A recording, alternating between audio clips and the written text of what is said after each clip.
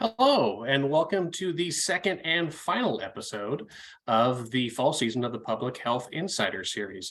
I'm Casey Farm, and I'm the Director of Alumni Relations for the College of Public Health and Human Sciences at the Oregon State University Alumni Association. Hi, everyone. I'm Catherine Straupel. I'm Director of Marketing and Communications for Oregon State's College of Public Health and Human Sciences. In this episode of the Public Health Insider, we're looking into a lack of affordable and accessible childcare and how faculty from the college are working toward alleviating that issue by supporting and training early childhood educators, thanks to a $14.4 million grant to establish the Early Learning System Initiative, otherwise known as ELSI. Tonight's featured panelists from the college are Megan McClellan, Bridget Hatfield, and Megan Pratt. Megan McClellan is the director of the Hallie E. Ford Center for Healthy Children and Families and the Catherine E. Smith Healthy Children and Families Endowed Professor. She is also part of ELSI, as well as the Kindergarten Readiness Research. Megan works to optimize children's development, and her research focuses on children's self-regulation, executive function, and social competence for success in preschool and elementary school and throughout the rest of their lives. Bridget Hatfield is an associate professor in human development and family sciences in the College of Public Health and Human Sciences. She leads the Search Lab and the coaching core within ELSI, and she is part of the Oregon Child Care Research Partnership and the Early Childhood Core, in the Hallie Ford Center. Bridget studies teacher-child relationships in early childhood, as well as children's stress and school readiness skills. She uses that research to inform teachers' professional development and policies within early care and education. Megan Pratt is an assistant professor of practice in human development and family sciences and is a member of ELSI, the Oregon Child Care Research Partnership, and the Hallie Ford Center's Family Policy Group. Megan conducts research related to childcare and education policy of interest to local and state partners, and convenes a virtual organization that brings together researchers, policymakers, and practitioners for shared learning around the issues of care and education in Oregon. The Public Health Insider Series is hosted by the OSU Alumni Association in collaboration with the OSU Foundation and the College of Public Health and Human Sciences. Following the panelist presentation, we'll have about 25 to 30 minutes for questions and answers. If you look now at the bottom of your screen, you'll find a Q&A button. You are welcome to type questions throughout the talk, and at the end of the presentation, our panelists will answer as many as they can before the end of the episode. For those of you that are new to the series, we welcome you. And for those of you that are returners, welcome on back. I think we're about ready to go. So let's get tonight's episode started. Megan, Bridget, and Megan, would you please turn on your cameras and unmute your microphones? The floor is yours. We'll see you in a little bit.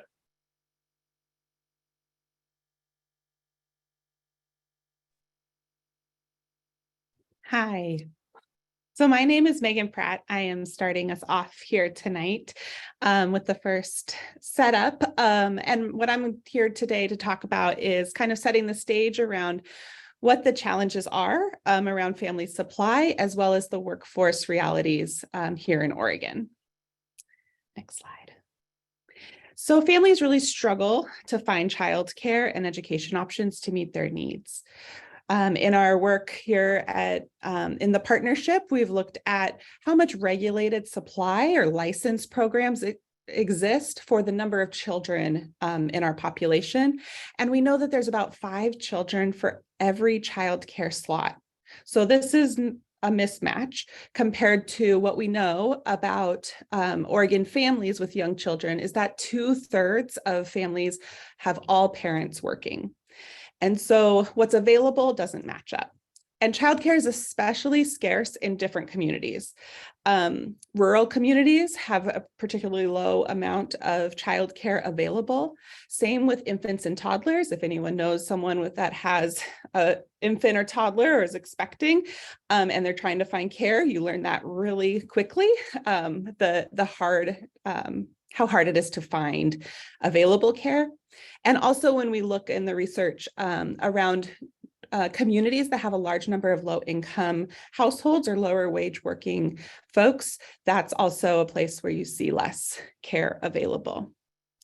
And we know that even if that care exists, it may not be truly accessible. And so a lot of families make things work by using family, friends, and neighbors and more informal care.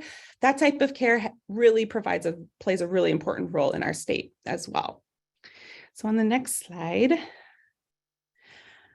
another conundrum that is important to outline here is around family access, and then contrasting that or comparing that to the workforce realities.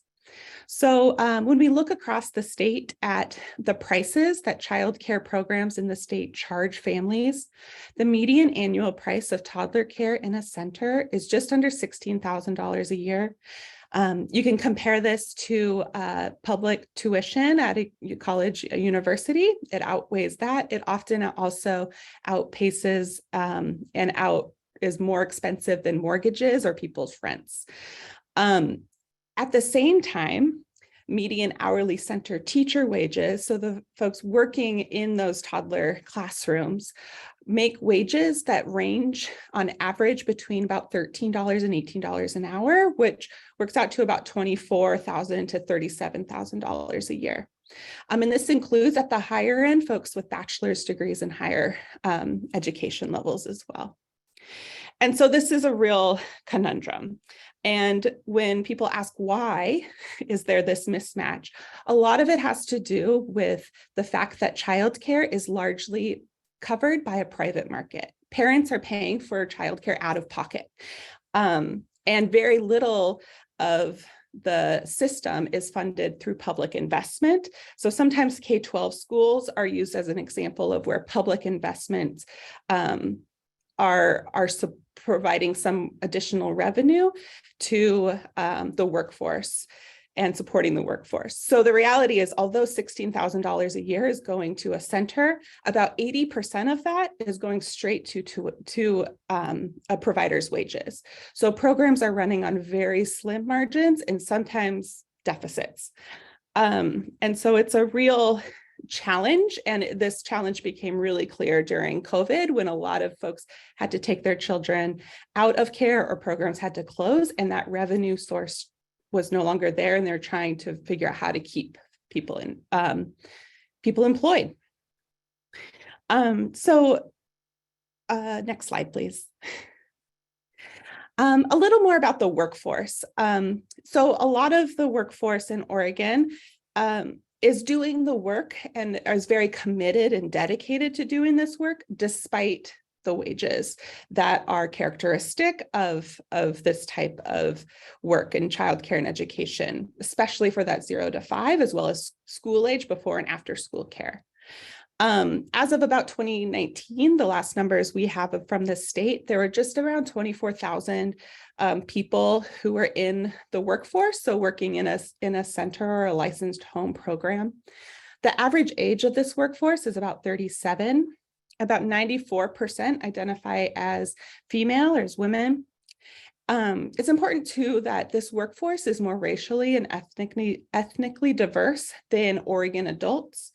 It's also more linguistically diverse, particularly our home-based programs in the state of Oregon. The licensed programs have a large number of folks who speak languages other than English as their first language, and they play a particularly important role for their families and communities. And 3/4 of center staff have some college or higher. And I included this to emphasize too that this is a very skilled and educated workforce, either through college or community-based trainings. And so this is also a very dedicated workforce. There is a lot of turnover, but there's also a lot of folks, core folks who are continued on 5 years, 10 years on, and continue to do this work because of the value to children, to families, to their communities. Next slide, please.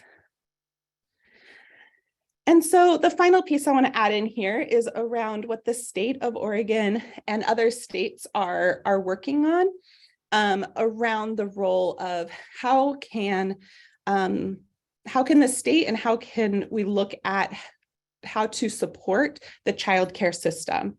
COVID really emphasized and made it really clear that this work is essential, and the role that childcare and education plays is essential, but it's also very fragile. And so contracts are one way that public investments are being directed into Oregon's childcare system. A lot of these contracts, the majority of this is happening in preschool age programs, and they're programs that you may know as Preschool Promise, Oregon Pre-K, and there's also some Baby Promise, which is looking at that 0 to 3. And contracts are being used to provide both increasing that family access and supply, as well as supporting the workforce. And the idea behind the workforce is that it helps, these are contracts that are set up between the state and a program to stabilize that revenue that is largely relying on private tuition dollars. So if a child leaves, it takes a couple months to get a new child in that place and start receiving that money again. And so it provides that financial stability, as well as an opportunity to help strengthen the interactions happening in the classroom, the well-being of the workforce, and responding to the needs of the programs, which Bridget will speak to in a little bit. And it also improves family access. So the programs that are being funded through contracts right now, families have to be eligible. Often it's income eligibility. There's also other criteria that can be used. And so with these kind of contracts, somebody who lives next door to a childcare program that charges more than they could afford can actually afford if that program holds a contract that allows the family to attend for little to no cost to them. So it can make a real meaningful difference in a family's life. So I'm going to stop there. That's some of the conundrum and the promising solutions that are being addressed, and pass it over to Megan. Hi, good evening, everyone. I'm Megan McClelland, and I'm the director of the Hallie Ford Center here at OSU, and I'm also the director of the Early Learning System Initiative. And I want to provide a little bit of context around how an example of a contract or a center that we're developing in the Hallie Ford Center that is really aimed on elevating and supporting the early childhood workforce in Oregon. So let me talk a little bit first about the Hallie Ford Center, which is on the slide here. And we've been around for a little over, now 10 years. It's hard to believe. And what our goal at the Hallie Ford Center is to generate, translate, and share research-based knowledge to improve the health and well-being of children and families in Oregon and beyond.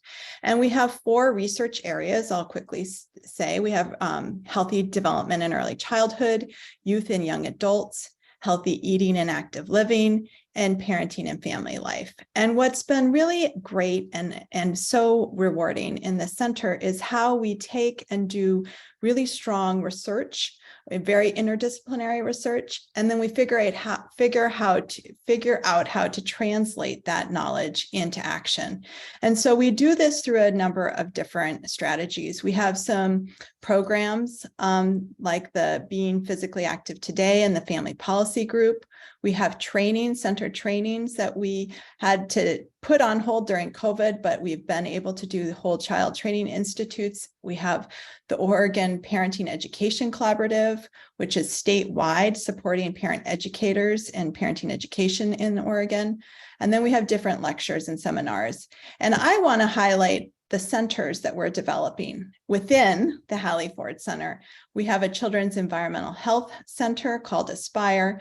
And then I want to talk very briefly about the Early Learning Systems Initiative. So it's a wonderful place to house a center that is becoming a statewide center in Oregon. So we can go to the next slide. So the Early Learning System Initiative is basically a statewide center, that example of one that Megan Pratt talked about, to support early educators and really elevate the field of early education and provide support and professional development for educators in Oregon. This was created through a partnership between OSU and the Oregon Early Learning Division. The focus of ELSI is on community engagement with partners and stakeholders across Oregon. And we're really focused on using an anti-biased, culturally responsive, and trauma-informed lens to support professionals working with children, especially those from marginalized backgrounds and populations. So next slide. So ELSI, as we call it, has a number of different objectives and areas of focus. We are really focused on developing and working in partnership with our statewide friends and other stakeholders in the state. We are focused on creating a mentor coaching framework, which Bridget Hatfield's going to talk about more in depth. We support competency-aligned training that's evidence-based. And then we also are very interested, being researchers at heart, we're really interested in doing rigorous data evaluation and analysis, and especially the kind of data analysis that can iteratively help us improve, inform, and improve what we're doing as we go. So let me move on and let Bridget Hatfield now talk about a little bit more about our coaching core and focus in ELSI, and then we can take questions from there.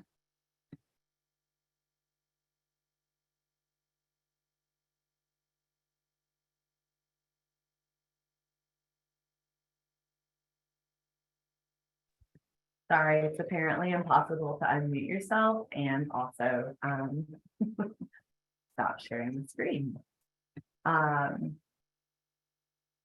So can everybody hear me?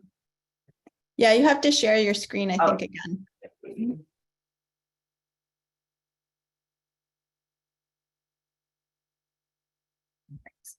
Apologies.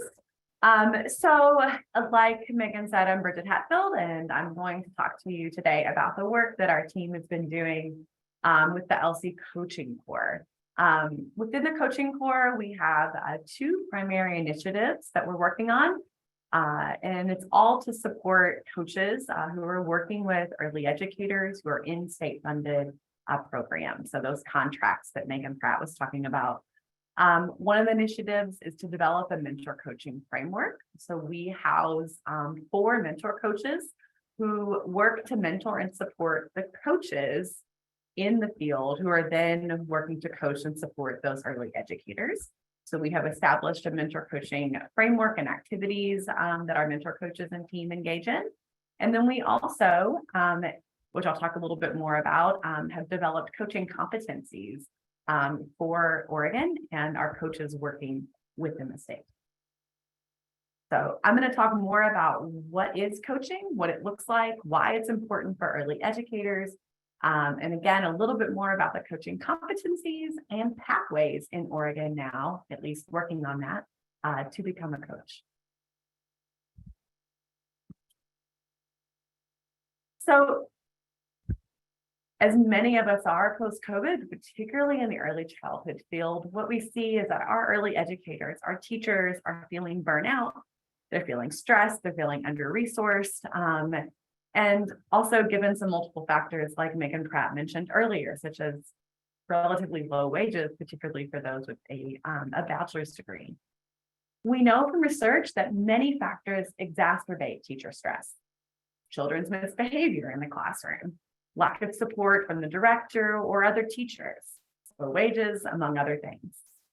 Yet, we also know from research that support, whether from fellow educators or a coach, works to ultimately support the educator, reducing stress, and often elevating positive relationships and interactions with the children and the other adults in their classroom.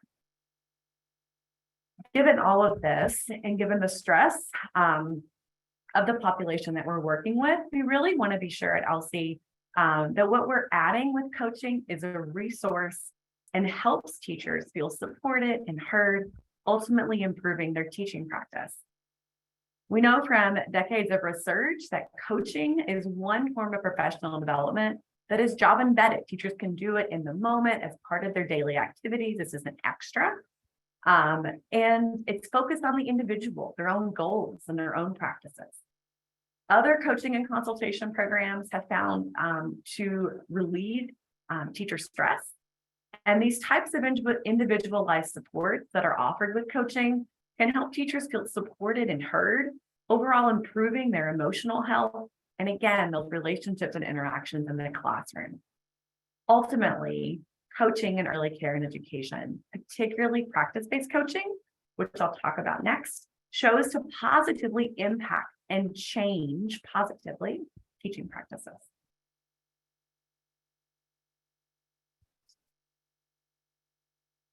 So the model that we have adopted for our coaching is a research and evidence-based model that's been scaled up in many states called practice-based coaching. So research from within Oregon and with other states, including nationally, indicate that coaching that encompasses some of these critical features like reflection, individualized goals, and adopts a relationship-based approach, again, works to effectively improve interactions and promotes children's outcomes and school readiness skills. These factors that I just mentioned, like reflection and goal-based support, are embedded in practice-based coaching, or as we call it, PBC. PBC includes the foundation of these collaborative partnerships, so it's a relationship. It's not that the coach knows more than the educator, for instance. They actually work together in tandem. There's a lot of active listening and reflection. They use data largely defined in order to really help shape those individual goals together. And ultimately, these work together to improve practice. So we, as I said, we have adopted, along with the ELD, this model for coaching here in Oregon. So now it's our job to help support the implementation of that. So as part of all of this initial implementation work, this is a new initiative. We spent a year developing and gathering feedback from multiple system partners to publish the Oregon Coaching Competencies, which we released in late summer just this year. These 6 Oregon coaching competencies do reflect the high quality, effective skills and practices that coaches who are supporting those coachees, or in our case, it's often early educators, should exemplify in our coaching system in Oregon. So we did also ensure that they are at least widely linguistically accessible, and they are in both English, Spanish, traditional Chinese, Russian, and Vietnamese, which reflects the diversity of our workforce. So part of the challenge we have as a field is it's attracting students to a major that, as you know now, the pay isn't great, especially with a college degree. Traditionally, at least in my own experience and others, assistant teachers work to become teachers. And then teachers to directors. One way that we at ELSI are working to support this field is by outlining and then supporting the attainment of additional credentials and career paths in early care and education. So once an individual is ready to move on from being a teacher. So these multiple pathways. In partnership with the Early Learning Division and other system partners, we're working to develop Oregon's tiered system of recognition and support for coaches in Oregon's public early education. So we have this tier 1, it's for people who might be interested in becoming a coach. They might not yet be coaching, yet once they complete these activities and get this certificate, they would be able and eligible to be qualified to apply for a coaching position. In fact, just today, we released the pilot version of the tier 1 certification course, which we are piloting with up to 50 current coaches in the state, and then working with our evaluation partners to then revise that. And we'll have the full tier 1 course available in English and Spanish by late spring of this year for the entire Oregon workforce. We also have tier 2 and tier 3. These tiers are currently still in development, but what we would think about would be tier 2 is a person who has completed tier 1 activities, has been hired as a coach in a state-funded early learning program, and really is working with one of our mentor coaches at ELSI to further develop and demonstrate that they're able to exemplify and practice those skills and characteristics in the Oregon coaching competencies.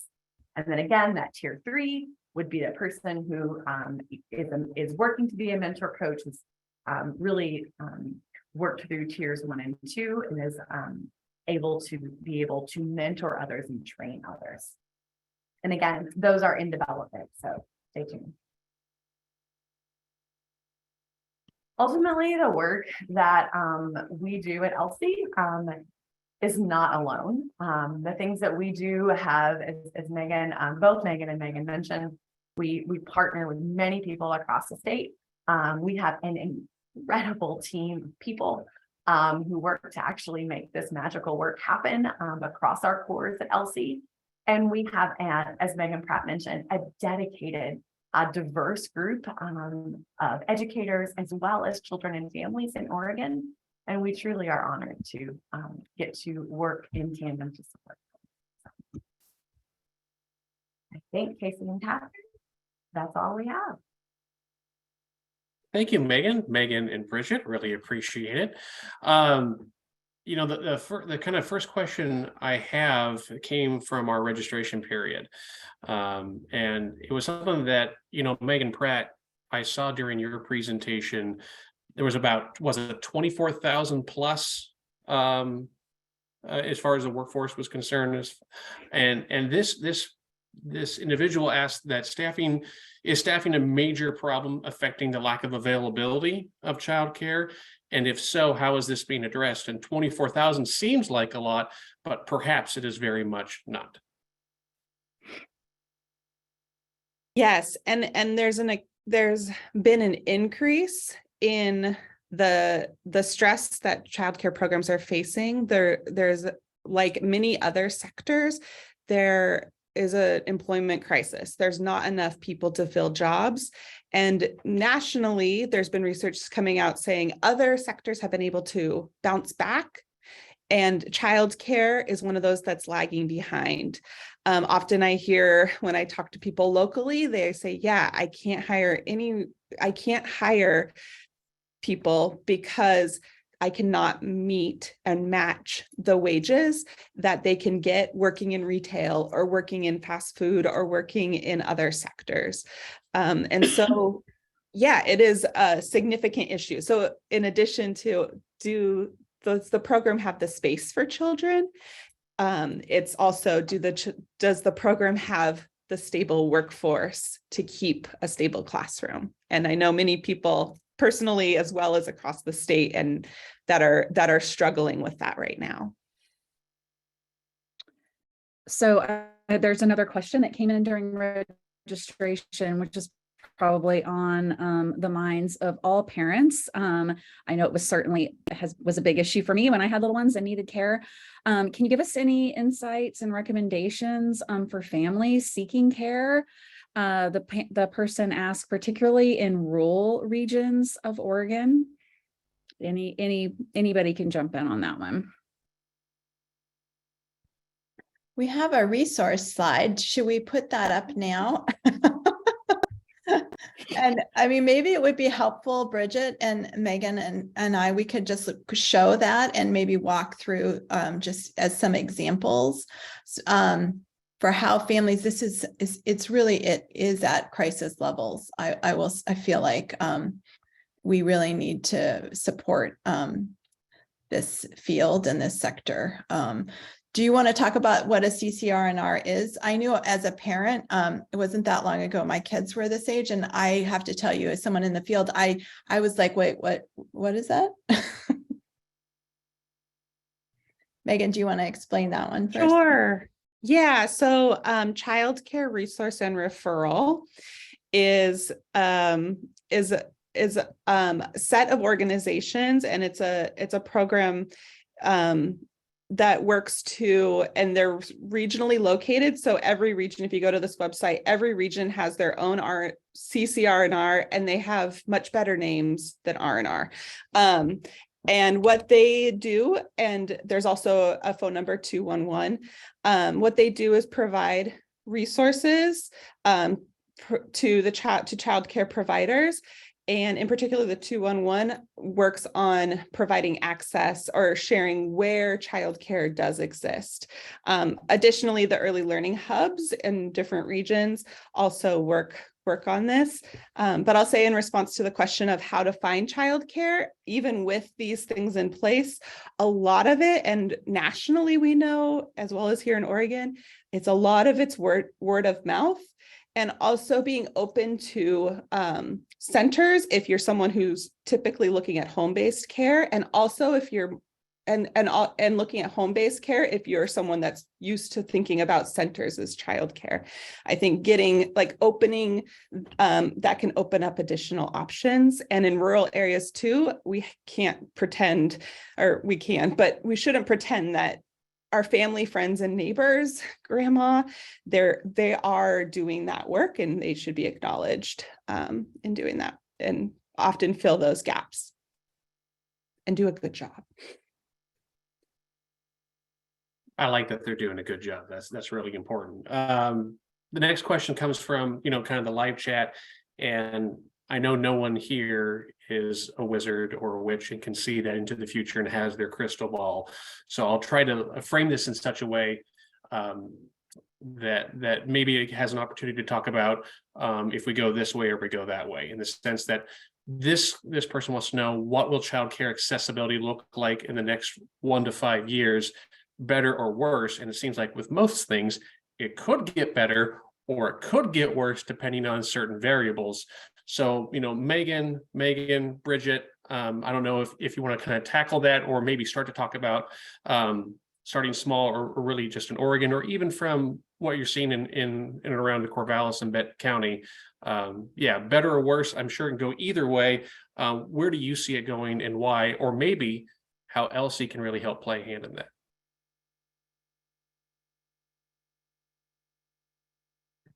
Bridget, do you want to start and I can add to yours? Yeah, Casey, or whoever the person in this asked this question, it's a good one. I try to forever be an optimist. However, having been in this field for 20 years and having been a past teacher, and also full disclosure, I have 2 young kids in childcare, and so I'm living all ends of this. And at least here in, I think, Benton County, it does seem to be getting a little better than what it was even 4 or 5 months ago. But I think there's so many factors. Not everybody is returning to work, as Megan Pratt mentioned earlier, and this was one of our child care director's favorite thing when she couldn't find anyone to work, as well, they can go make $19 an hour at Taco Bell. So why would they want to do a super awesome and challenging and rewarding job like work with 2-year-olds? What I do hope is that if there is one silver lining from the pandemic, is that something that Megan Pratt mentioned earlier, is that there is more national attention to the importance of stable, effective, accessible early care and education for working families. And I'm also hopeful that a lot of the work that we are doing with ELSI and our partners is able to elevate that work, to listen to what the field is needing, what our partners is needing. We're working with others across the state and researchers who've done really amazing work about what families need, and more access to diverse care. And so I think, again, I'm going to look back on being an optimist. I think we will hopefully be in a more stable place, a more supported place in 1 to 5 years.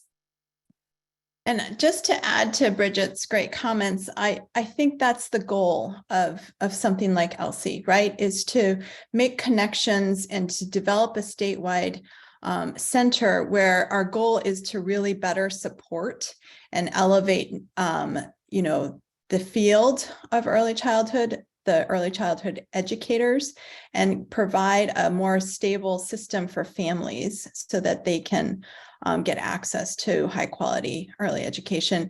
I know on the side, and also I think on the side of like being a university, we're very, very focused on how we can create majors that are career ready for our undergraduates at OSU.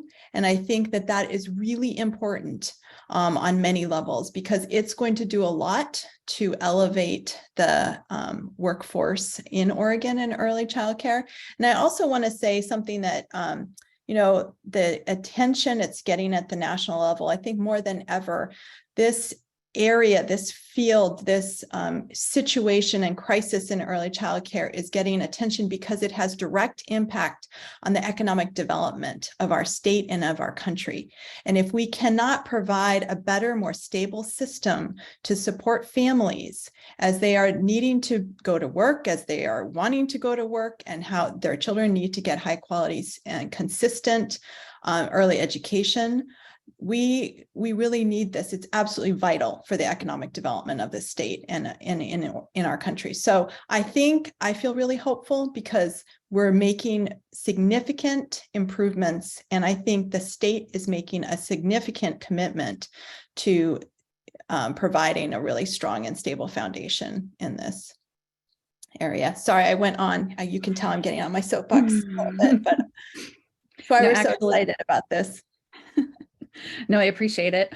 Actually, it kind of dovetails into some questions that we had from the Q&A.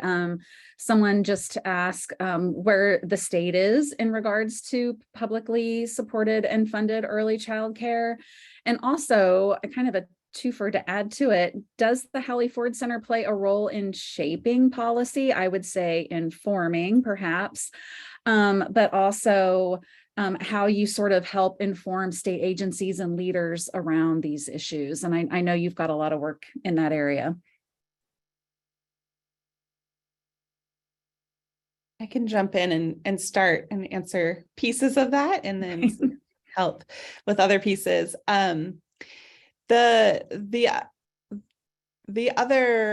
The question around public investment, there's been significant increase in public investment. A lot of the state's childcare system is funded through a block grant that comes from the federal government. The size of that grant that's gone to each state has increased significantly before the pandemic. And then there are additional funds that came through there. And additionally, through the Student Success Act and other legislation, there's been increased funding for these contracted slot programs, in particular for preschool age, and now piloting and thinking about that 0 to 3-year-old age as well. And so I don't have the exact numbers, but I know that those are increasing and will continue to be a topic around how do we use these public investment dollars. And as a part of the Oregon Child Care Research Partnership, we've been able to look at the role that those play in the larger supply. And they play a significant role, especially in our rural counties. They can make up over half of the supply that's available in a county. And we also provide information around the state of Oregon, in addition to ELSI through the Oregon Child Care Research Partnership. One example right now is we conduct the market price study, and supply study, which helps inform the state and advocates and decision makers around what the price of childcare is in the state and what the availability of it is. And so that's of substantial interest to a lot of the state decision makers. I'll just quickly add that in terms of informing policy, the state is really interested in our recommendations and objective sort of analysis, doing, taking, like Megan Pratt said, doing, the data analysis, taking statewide data, doing a really rigorous look at it, and then making recommendations based on what we're finding to the state. And I think it's really important for us as a public university. We are, as a land grant, we are really committed to, serving the people of Oregon and beyond.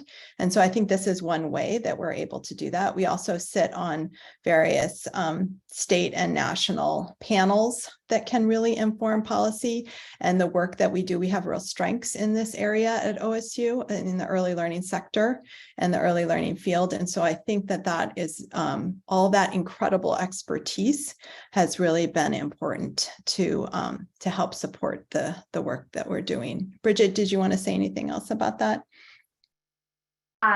You all have covered a lot of it. I'll just add something to, I think, the third question in that multi-pronged question you asked, Catherine, which is, I think it's because a lot of the things that were mentioned, we also have ears to different grounds. And so whether it's a CCRNR director or staff member requesting to talk to us about, okay, this is what is really happening right now, and this is my conflict. I can't make both things happen.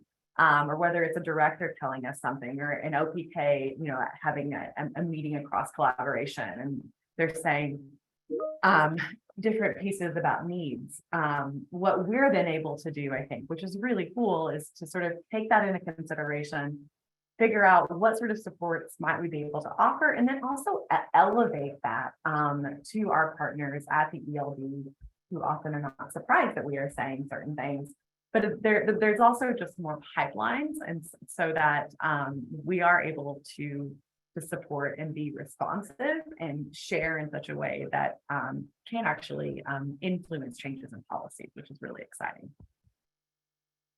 We're getting a lot of really great questions in the Q&A, so keep them coming. Even those that are trying to do 2 or 3 or 5 questions in one, like a White House reporter saying, well, I have a follow-up over here. That's perfectly fine. Keep them coming.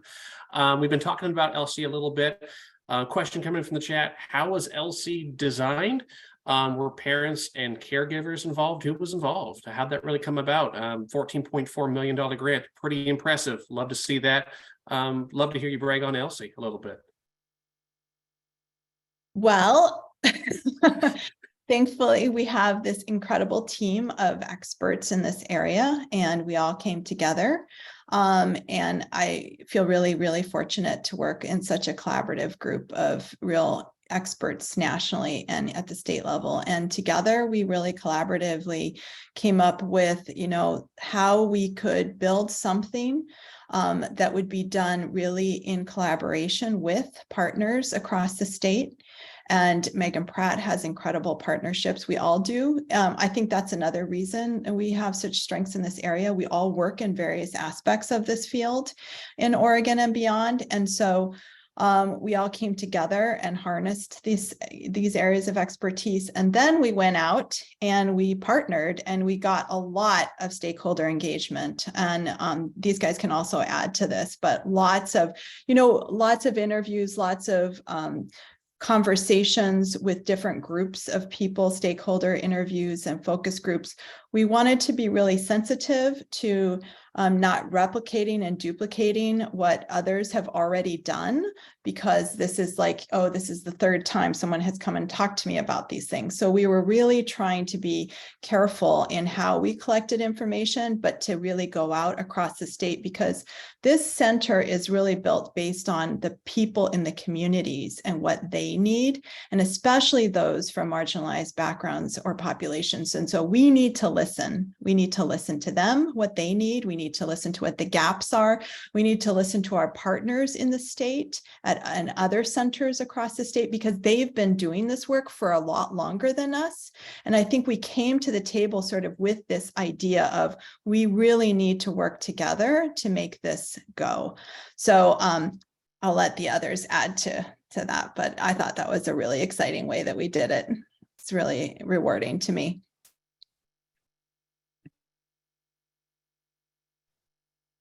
I could just add that it's an ongoing process too, and that there's so much that goes into understanding the realities on the ground and understanding how one community is working through these issues versus another. Childcare is incredibly local. And so, yeah, it's like the engagement and the need and the gaps are never filled and never done. And so I think having that like mentality of it's a continual process is really a essential piece of this work as well. I don't really have anything to necessarily add. I just say it's sort of even a running joke within the coaching core team that anything that we ever create is never final. It's another version because it's still a living document, because we learn things, we pivot, we listen, we reflect, and we adapt. And so it's how we operate, or at least attempting to operate. Thank you all for that. One other question that actually was in one of the registration questions, we'll kind of skip back to the publicly funded question. What impacts are you aware of or have you seen on wages when childcare is publicly funded? How does that support families?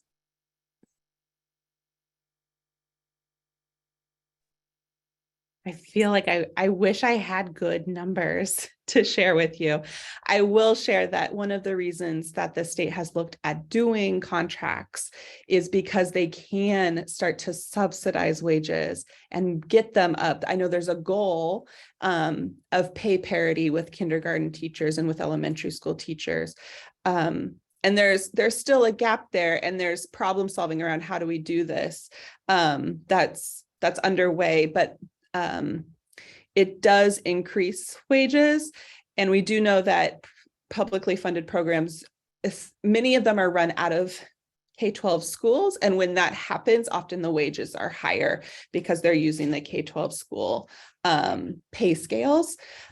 So that's a little bit, it's not tons of information, but that it definitely plays a role and is a way that public investment can help address those wage gaps. And is it too far to assume that if that were to happen, there might be like more providers, more care, better care as a result? Or yeah, I mean, I think there's the issue of retention and can I continue to do this work for the wages I have?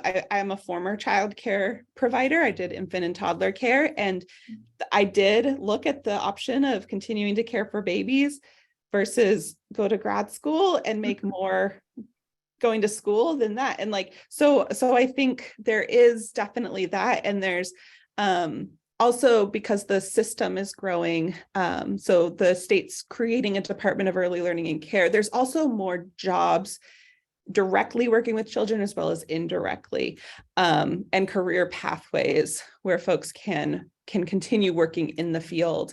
But yeah, I mean, in short, yeah, let's keep people around, but let's also be careful about how the investments are happening so that we're not, so that all people doing this work is valued and not only in the K-12 system, for example. thank you. Well, we're glad you're here and advocating for providers. So thank you. You know, another question in the Q&A portion brought up something that, you know, I'm not so sure, Megan, Bridget, how much you have delved into this one, but I thought it was really interesting. If you have any kind of knowledge on it, what portion of the issue around childcare do you think the availability or cost of facilities plays into a role? I know when I was a kid growing up in rural Oregon, it was, you know, part of somebody's house. From what I can remember, I don't know, I was 4. It's all kind of blurry now as I'm getting older.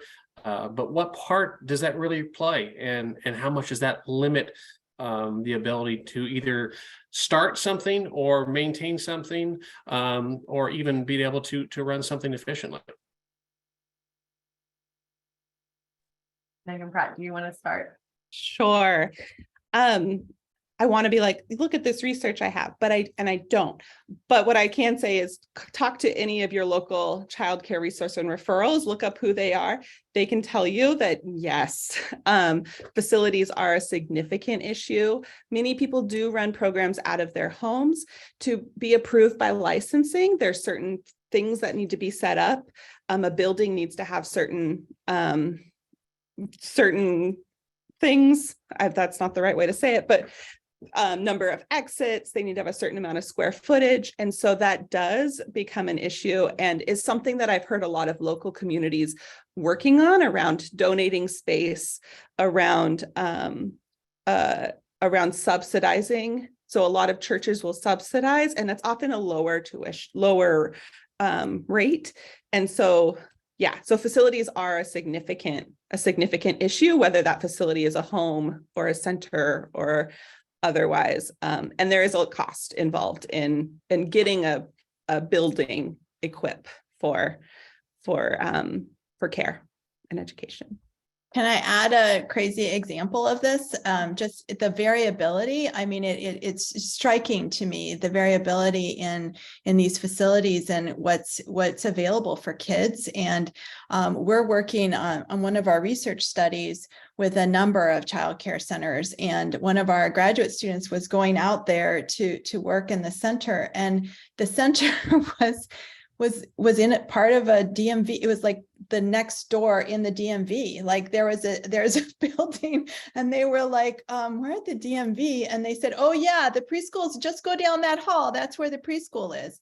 And so I said, well, if you need to do anything about your driver's license, you get both things covered at once, but it just tells you this is what we're working with. And there's just huge variability. It's a big issue. How can we provide some consistent support across the system? It's I mean, I'm joking, but I'm not joking.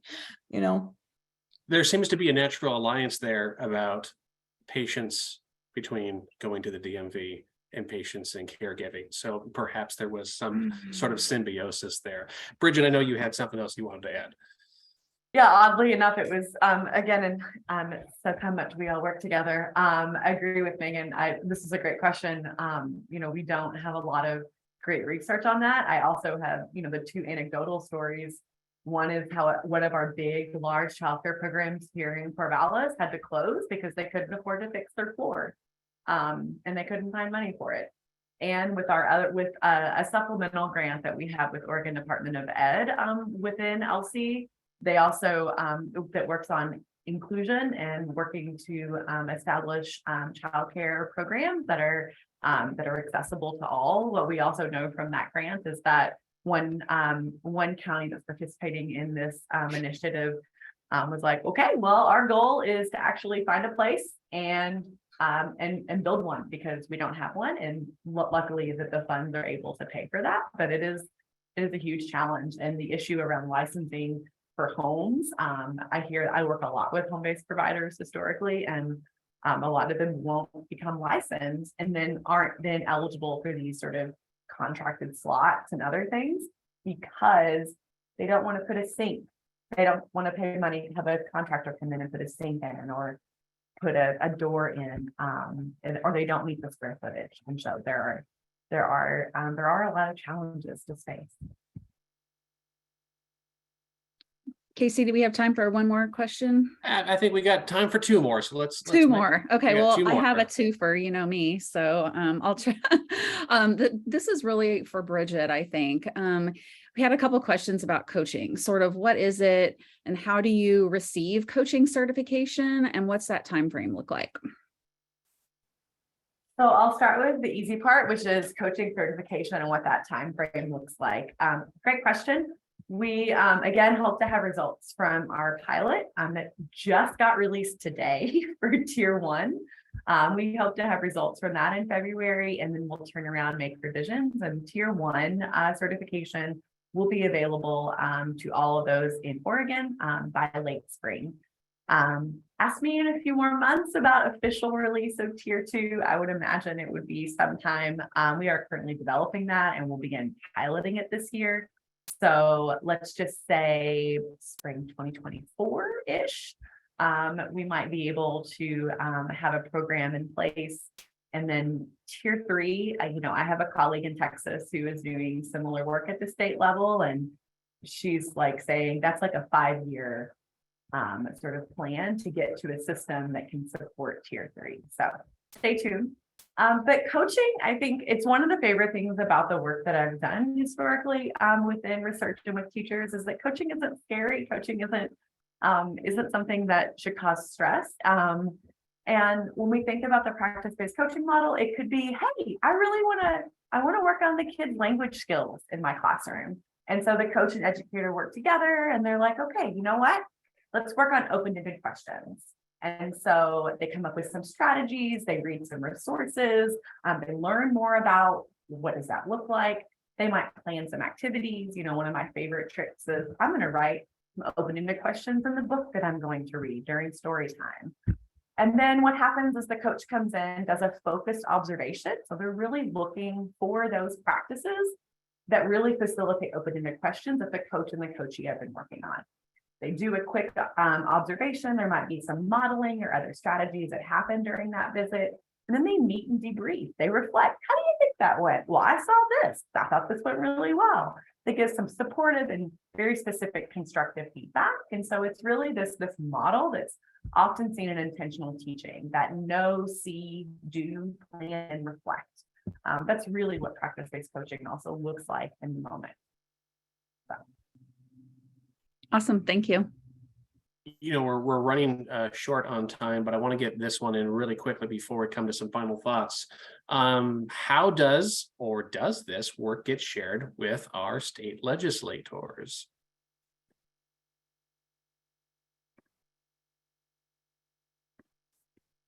I can chime in. I, in my position in the Oregon Child Care Research Partnership, as well as with ELSI, we put out reports. So sometimes the communication is reports. We did share, and I think we'll share the Early Learners website that has some of those reports. Also working with the state, sometimes during the legislative session, we'll be invited to provide testimony around some of these issues to inform then the policymaking process. So that's another way, as well as talking with our regional and local decision makers who are making decisions on that level as well. Lovely. Thanks, Megan. Thanks.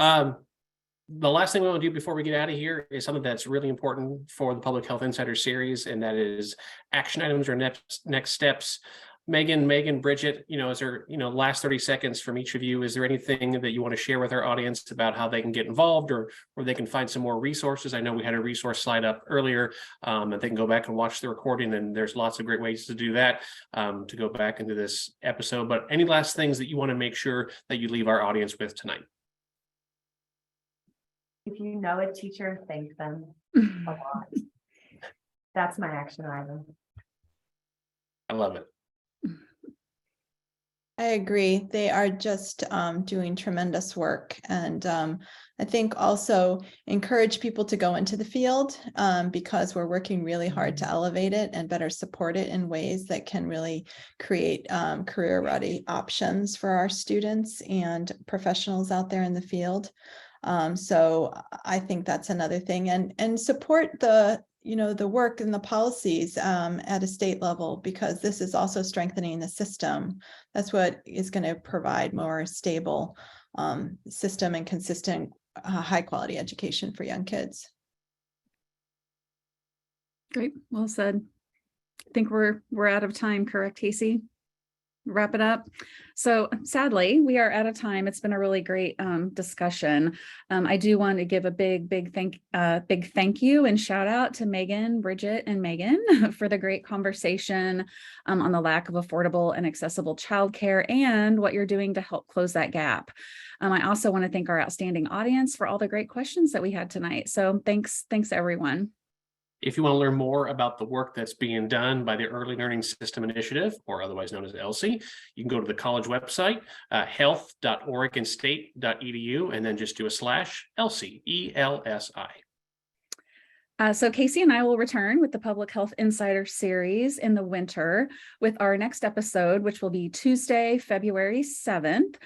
You can visit the site at fororegonstate.org/PHI for more details on this episode and more, and to go back and rewatch or reshare or share with a friend some episodes from the series.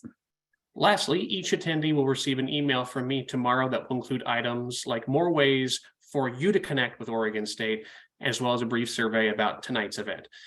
Catherine and I would very much appreciate if you could take a moment to fill that out so we can continue to bring you more programming from the college and from the Alumni Association that you are interested in.